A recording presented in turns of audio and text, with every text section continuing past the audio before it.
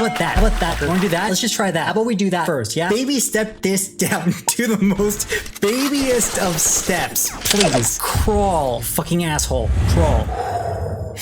Crawling. This is me crawling. Look at me crawl. Fucking yes, I'm crawling. Fucking guy. What is game theory? The whole experience is the game.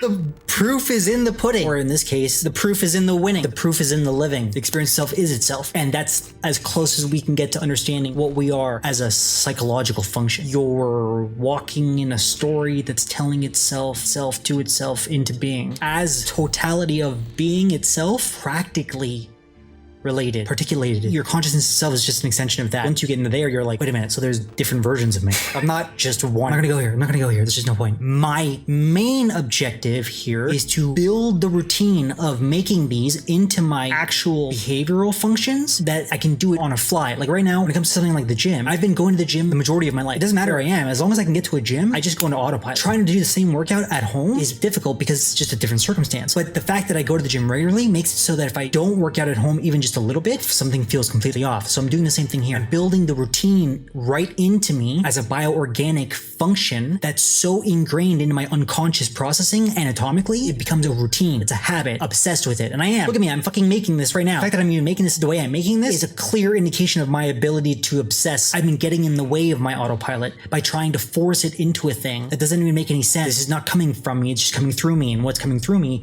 is coming through everybody right now. The whole species is going through this fucking filter at the moment. Like no matter how much we hate each other, for the most part, we recognize that we have great potential. We're just gonna have to, apply ourselves. That's it. That's all. The whole point of the fucking game itself is just to get people to wake up to the fact that they themselves are already living this, whether they like it or not. You're already alive. And if you're suffering, well then you should do something about it.